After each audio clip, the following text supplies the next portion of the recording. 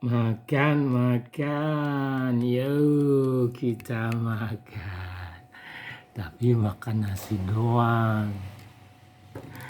Kalau ketahuan orang bisa diomelin makan nasi doang. Kan cuma nasi doang gak bergizi tahu. Sana cari lauk. Sakit kamu makan nasi doang.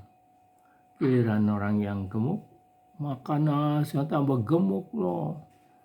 Nak diabetes loh makan nasi doang. Tapi giliran anaknya sudah makan macam-macam, minum susu, makan kue, makan buah, ya lengkap lah pokoknya variasinya. Diomelin juga, nggak makan nasi kalau kayak gitu, kan? Orang sudah makan, apalah katakanlah pizza atau apa yang lengkap menunya, tapi nggak ada nasi, diomelin juga, pakai nasi biar sehat. Nah, loh. Yang benar mana nih? Kok nasi kayaknya jadi yang kerok ya? Baik, kalau kita lihat nasi, yang belum paham nasi itu seperti ini. Nasi putih. Tapi ada nasi merah juga. Ada nasi kuning. Nasi biru ada nggak? Bubur nasi yang ada. Nasi basi. Ya, secara umum nasi seperti ini.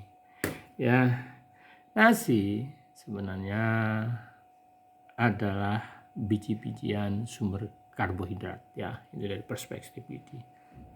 Sebelum lanjut ya, saudaraku manusia di seluruh dunia, pada kesempatan ini saya akan coba memperkenalkan nasi biar nggak salah paham, nggak jadi musuhin nasi ya. Tapi sebelum itu saya lupa salam. Assalamualaikum warahmatullahi wabarakatuh. Biar berkah, biar selamat ya, dan dikasih salam. Jadi nasi dari perspektif gizi adalah sumber karbohidrat. Ini asalnya dari gabah yang digiling bersih. Di sini sebagian komponennya adalah pati. Ya, tentunya kandung air. Ini kandung airnya tinggi di atas 50% pasti. Ya. Kemudian ada juga protein. Kemudian ada juga lemak, ada mineral, ada vitamin. Ada ya, lengkap sebenarnya. Tapi kenapa tadi dimarahin? Apakah nasi tidak bergizi? Dia ini mengandung zat gizi, tetapi tidak lengkap. Jadi saya akan coba jelaskan apa yang kita dapat kalau kita cuma makan kayak gini doang ya. Ya. Nasi ini intinya ini adalah sumber karbohidrat ya. Karbohidrat khususnya pati. Kalau kita makan, kita harapkan tenaga dari dia kan. Nah, itu dari patinya. Nah, ya, ini begitu. Kalau digiling halus, maka kulitnya dibuang, maka kita mendapatkan bulir-bulir nasi yang di situ sebenarnya bukan hanya karbohidrat. Di situ ada protein, ada lemak, mineral dan sebagainya. Nah, sebagai sumber karbohidrat ya, dia akan mensuplai energi ya. Untuk orang yang makan pokok nasi, dia mempunyai peran penting utama sebagai sumber energi ya. Ingat ya, ini yang memberikan energi itu adalah pati. Jadi pati itu adalah rangkaian glukosa, gula namanya. Nanti kita makan, dicerna oleh enzim, diserap halus dalam bentuk glukosa. Itulah yang menjadi energi. Jadi nasi adalah sumber energi. Kemudian sebenarnya selain pati ada komponen karbohidrat non pati. Ya, ini itu ya biasalah komponen dinding sel, ada selulosa, ada pektin di sini juga, ada mungkin ada lignin, ada hemiselulosa. Itu sifatnya itu termasuk karbohidrat tapi tidak menghasilkan energi, ada di sini. Dan yang lain pati itu tadi kan terdiri dari gula. Nah, kalau dia dimasak, dia posisinya akan merekah, terbuka. Jadi kalau ini misalnya pati karena ada gula, maka harus diserap, harus dipotong. Harus dipotong satu jadi glukosa diserap. Tetapi kalau dimasak kemudian misalnya didinginkan, dia jadi mengkrot seperti ini, jadi istilahnya lah. Jadi motongnya susah enzim. Nah, ini disebut dengan pati resisten. Jadi pati tidak semuanya bisa jadi gula, ada yang tidak jadi ada pati resisten. Nah dari sisi itu maka kita sudah tahu ada dua hal yang kita peroleh kalau makan. Satu pati, yang kedua karbohidrat non pati dan pati resisten. Nah karbohidrat non pati dan pati resisten itu tidak bisa dicerna, tidak bisa diserap oleh usus halus, sehingga tadi dua itu masuk kategori sebagai serat pangan. Jadi kita makan nasi selain mendapatkan pati jadi energi, kita juga sudah mendapatkan serat pangan. Nah, gimana zat gizi yang lain? Protein ada. Beras itu secara umum kira-kira rata-rata 12% kadar proteinnya, 11-12. Kalau masuk kan ditambah air, tentunya di nasi ini pasti lebih rendah persentasenya. Tetapi karena kita masaknya bisa sepiring, 2 piring, walaupun presentasinya rendah, tapi jumlah yang dimakan banyak, maka ini memberikan kontribusi penting ya bagi kita yang makanannya nasi ya, memberi kontribusi protein yang cukup penting. Nah masalahnya karena kualitas protein nasi itu tidak bagus, kurang bagus, maka kita perlu kombinasi sumber protein yang lain. Nanti suatu saat kita bahas tentang kualitas protein ya, tapi intinya dia memberikan kontribusi protein ya. Oke, yang lain apa? Lemak ada tetapi tidak signifikan. Mineral, protein karena proses penggilingan tadi ya menjadi tidak signifikan. Jadi kalau kita makan nasi yang banyak ini sebenarnya kita mendapatkan zat gizi, hanya karena zat gizi yang kita peroleh hanya karbohidrat khususnya pati, kemudian protein dan serat, maka untuk kelengkapan asupan gizi kita perlu yang lain.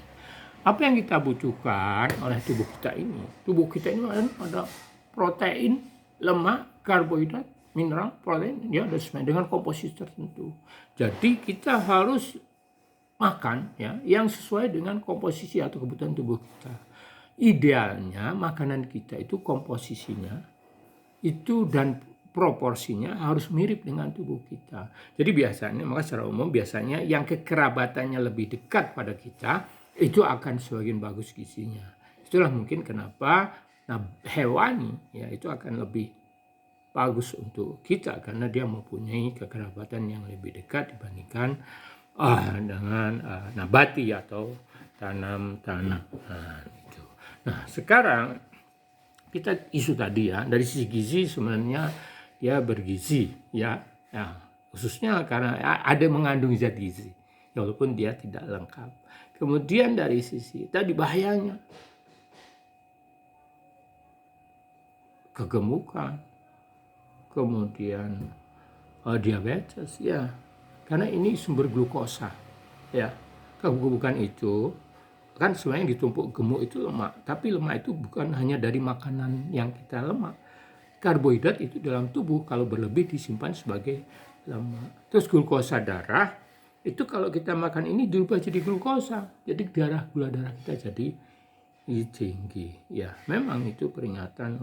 Artinya memang benar bahwa dia bisa meningkatkan kegemukan dan juga bisa meningkatkan kadar gula darah. Tapi sebenarnya nasi itu banyak jenisnya. Ada nasi yang mudah dicerna terus diserap ya, meningkatkan gula darah, dan ada yang susah. Yang mudah tadi itu disebut dengan nasi, mungkin pernah dengar, dengan indeks glisemik tinggi. Jadi kalau kita punya nasi dimakan terus kadar gula darah naiknya cepat tinggi, itu namanya indeks glisemik nasi kita tinggi. Ada nasi-nasi tertentu yang indeks glisemiknya rendah, biasanya pro. Seperti basmati ya, kemudian nasi merah itu indeks glisemik rendah. Kenapa? Karena dia susah untuk dicerna patinya atau sebagian besar patinya mengandung kadar pati resisten yang tinggi. Ingat, pati resisten itu pati yang tidak bisa dicerna. Karena itu kalau kita mau mengurangi asupan gula atau peningkatan gula darah dari nasi, itu bisa kita pilih nasi yang tadi yang tidak mudah dicerna, atau bisa kita akali dengan cara mengolahnya. Nasi itu kalau panas itu mengembang, maka dia mudah dipatah. Kalau dia diamkan terus ini akan berubah strukturnya ya, namanya retrogradasi. Struktur seperti ini susah diserap, ya, susah dipotong. Karena itu makan nasi dingin itu lebih ideal. Kalau mau ekstrim itu bisa ditaruh kulkas selama semalam. Biasanya dipanasin, ya. Itu bisa menurunkan indeks glikemik nasi. Kalau orang dulu istilahnya sego wadang, ini nasi yang nginep, itu akan menurunkan indeks glikemik. Tapi terus terang memang itu tidak sebulan nasi yang baru, sehingga orang tidak suka. Sukanya kita adalah nasi yang putih, mangah-mangah, panas, itu akan berpotensi patinya sangat mudah untuk dicerna menjadi gula, ya, kemudian diserap dan tampaknya ya peningkatan gula darah dan sebagainya. Jadi sebenarnya satu, kita bisa memilih jenis nasi yang tidak, yang indeks glikemiknya rendah, atau kita bisa mengolah, ya. Nanti suatu saat kita akan bahas gimana mengolah masakan nasi dengan indeks glikemik rendah atau menurunkanlah. Bayangkan kita makan segini banyak cuma dapat apa tadi, energi dari patinya, gula, ya, energi, kemudian serat, kemudian protein sedikit, kan rugi. Ini porsinya banyak. Ini sebenarnya bisa jadiin carrier, ya, artinya bisa kita olah sedemikian rupa sehingga tidak hanya makan nasi tapi makan yang lain. Yang terkenal misalnya nasi kuning, itu kan nasi kunyit. Kunyit itu ada kurkuminnya, ya. Jadi dengan makan nasi kuning, kita makan nasi, bahkan mungkin indeks glikemiknya turun, tapi kita juga makan kurkumin. Kurkumin bermanfaat. Jadi kita bisa punya teknik-teknik masak yang sedemikian rupa sehingga meningkatkan manfaat nasi. Gimana, saudara-saudaraku, manusia di seluruh dunia? Begitulah nasi, ya. Kita butuh, jelas, karena dia sumber energi utama. Aktivitas kita butuh energi, ya. Kita butuh energi. Dia bukan, zat gizinya tidak esensial, tetapi tetap dibutuhkan untuk aktivitas, apalagi kita yang sudah terbiasa makan nasi.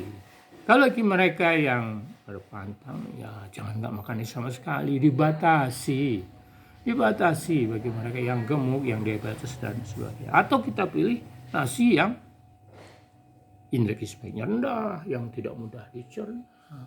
Dan itu artinya sebenarnya kalau ada nasi yang indeks glikemik rendah berarti kadar serat pangannya tinggi. Bayangin. Jadi kita dapat energi, dapat juga serat. Begitulah nasi. Jadi nasi memang kita butuhkan sebagai makanan pokok, tetapi untuk suplai gizi secara keseluruhan kita butuh yang lain.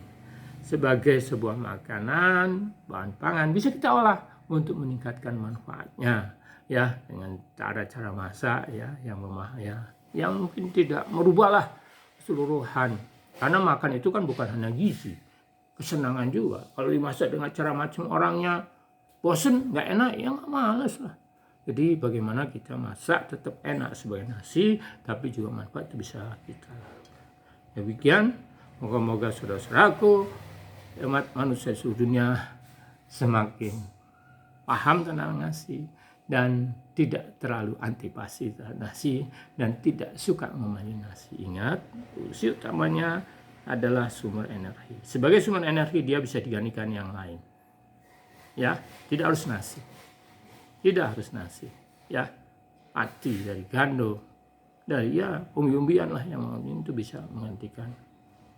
Bahkan sebenarnya secara kuantitatif jumlah energinya mungkin bisa digantikan dengan sesendok 2 sendok gula, ya, sebagai sumber energi. Tetapi kepalang nasi sudah bagian dari hidup kita. Sebenarnya kita mungkin nggak butuh nasi, ya, cuma kita ini udah mencintai nasi loh.